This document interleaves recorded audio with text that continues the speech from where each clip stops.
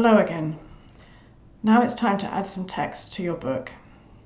You may want quite a lot of text, or you may just want captions.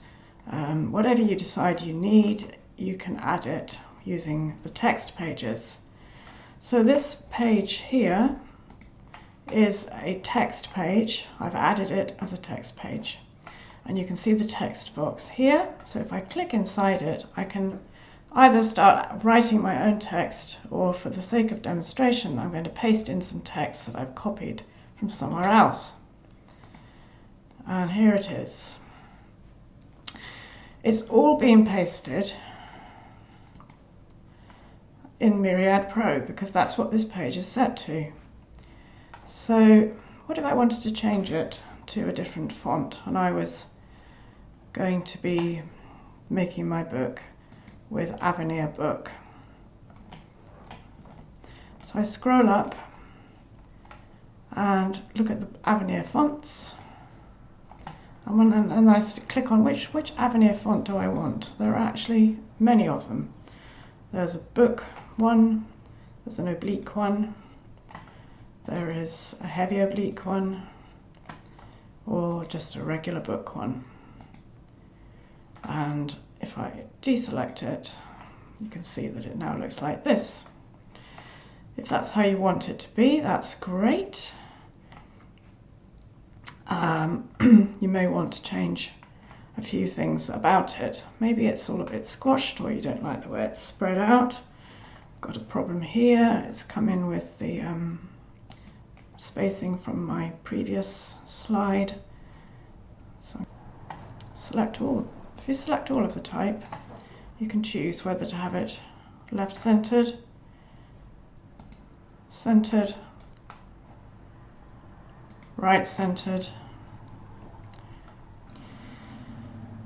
You can also choose where to have it on the page. So at the moment it's at the top. You can move it to the middle or the bottom. So let's put it in the middle. And now I'll look at some of the options that you can select for your type. So here's a page that I've created with a list of some of the things that you can change on with regards to your type. So this is your text. I've put two lines here. I'm going to highlight 2 lines. Imagine I want to have these lines closer together or further apart. I can use the leading. So leading, or leading, I'm not sure how you pronounce it, leading maybe, is about how close together the lines are. And you just basically move them up and down to an amount that you like. Tracking is how close together the letters are within the words. So if I move the tracking up, it spreads everything out and makes it look slightly different. So this is very much a subjective decision. How do you want it to look? Do you want it to look, we don't want it too tight. Might want to space it out a little bit. And then we can look at the font size. Maybe that's too big.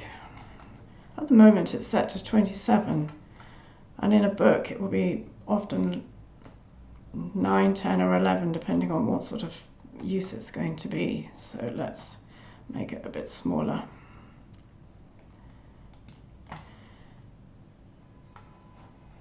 And so that's tracking.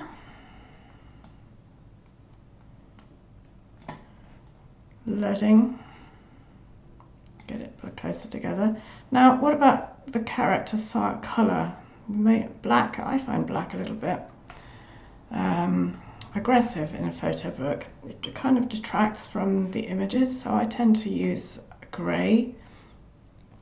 Or if I'm toning my prints, I will actually select a colour that is blends it, will match with the toning of the prints.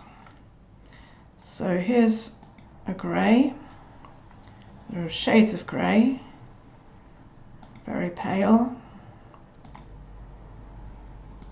And what you'll need to do is try them with the images next door and see how you feel, what looks right. Okay, so having perfected the text as you wish to have it, and as you can see the choices are many, let's just say that this little bit here is exactly how you want your text to appear all the way through your book, and you want to be able to readily recreate this spacing, text size, color. So what you need to do is select your text and then go to text style preset, open that up, and then save the current settings as a new preset. So go to the text, select the text that is correct for you, go to text style preset, open up the options. I've got a few options here, and I'm going to save the current settings as a new preset, and I'm going to call it blah blah blah.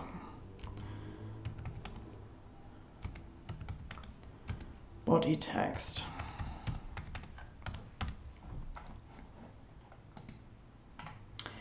So we can now go to another page, and let's say we want to add some text to this page. We can either click on the image and add some text to the photo, or we can click on the page and add some text to the page. The end result will be the same because you have the option to move it around anyway. So let's just add a bit of page text here and put some writing in here. We'll make sure we've got the blah blah blah body text selected. This is a photo, and you can see that it has come in with that particular option. So what happens if we now add some photo text and use a different preset? So I'll use the text body preset that I have created for my book, and we're going to put this is my chosen body format, text format. Let me just get rid of that. So you can see that A, that I can't type, and B, that there are different ways of selecting your text, and that you've got the option to play around with the look. And I would recommend that you try a number of different fonts and sizes and different colors, different spacings, and have a play around and see what works for your book, depending on the style that you wish to create. Okay. And lastly, looking at this rather boring page with not very much on it, wouldn't it be lovely if we could add a picture to it, which you can, as a background. And that's what this box here is, the last one that we haven't opened yet. So open up the background cell, and I don't want to apply it to every page, so I'm going to untick apply background globally. But I'm going to select this page only and add a picture. Now, for some reason, you don't add it to the page, you drag the photo background into this little box here. And it's not a graphic, it's just an image. So let's choose an image. And drag it here. And you can have it as 100%. I can have it a little bit paler. And then you've got your text here, and you may find that your text looks a bit washed out, so that's not going to work. So if you're going to do this, you would then probably want to change the color of this grey text because it suddenly disappears into the background, particularly if you make it more dense. And as you can see, you want your text to be readable, so if I make this 100%, you would barely know that there's any text here. So be careful when you're adding backgrounds to your text pages to make sure that you can still read them nice and easily. Okay. Next, we're going to add a title, and then after that we will add some page numbers. For the cover of this book, I've chosen an image with lots of empty sky so that there's somewhere to put a title without having to play around with empty colour blocks. Just a simple, full bleed photo, which gives you a reasonable idea of what's inside the book. So it tells you that it's a book about hiking, mountains, and so let's call it Dolomites.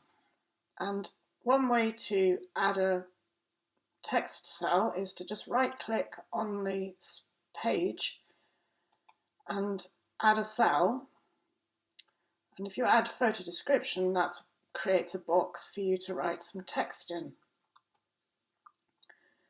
There we are, it's a nice box. Make it a bit bigger because we're going to add the title up at the top.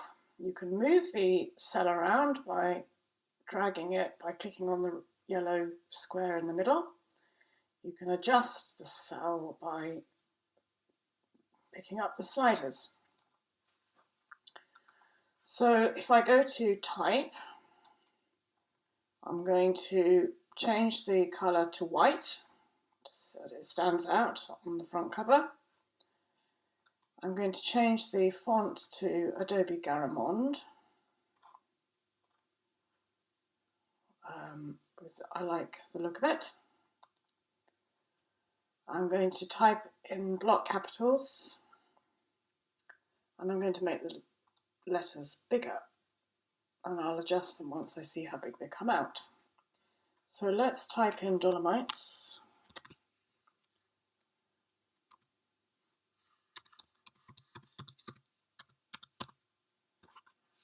And there we are. Could be even a little bit bigger than that. It's not a very inspired title, but it'll do for the moment. Okay.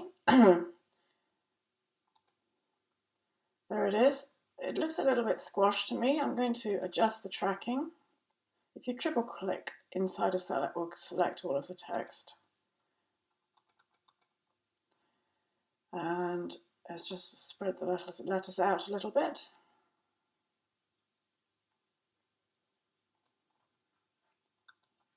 That looks a little bit less squashed. And I'm happy with where it is on the page. So that's the title added to the front cover. Next, I want to add some page numbers to my book. I would normally repeat the font and my name inside the front cover. You can put the name on the front cover as well if you want to. That's another decision to be made, but I would definitely repeat the same font. So I'll change that to Garamond.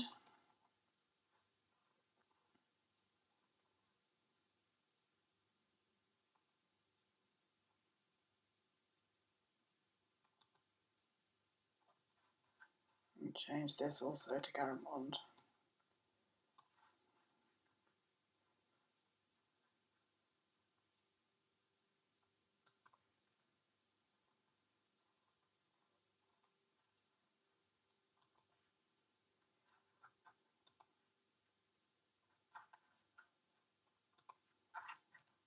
Now I'm going to add some page numbers. You need to click on the pages that you want to. You'll need to click on a page to add numbers.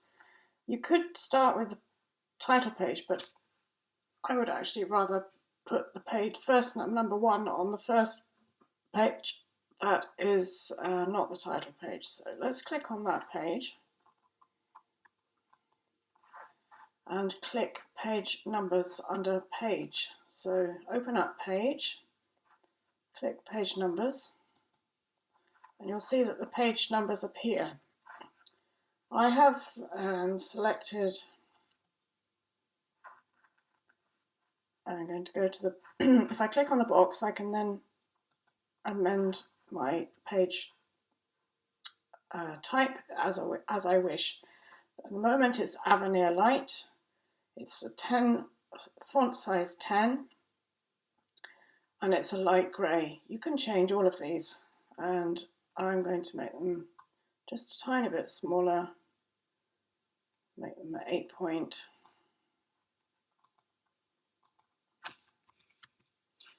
And I'm going to make them a little bit darker so you can see them. Now,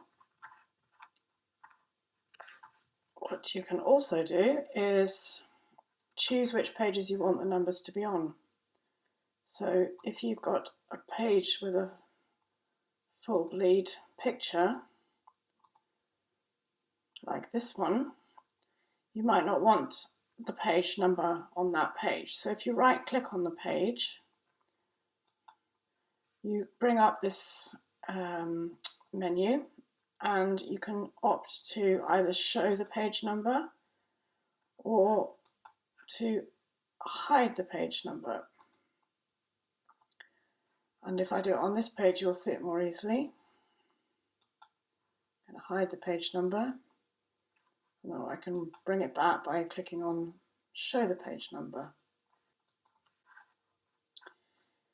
You can also choose which page you start the numbering on if you right click and say, for example, if I pick page 7 and then I right click, I could actually start the page numbering on page 7 if I wanted to. So that becomes page 1 now, and the next pages will be 2 and 3. So you've got a lot of control about where you put them, which pages you have them on, and you might just decide that you don't want them at all. It really depends on what your book is about and what sort of style of book it is. Personally, for a travel photo book without any text or very limited text, I wouldn't bother, but that's just purely my preference. So that's the end of this little section. Thank you.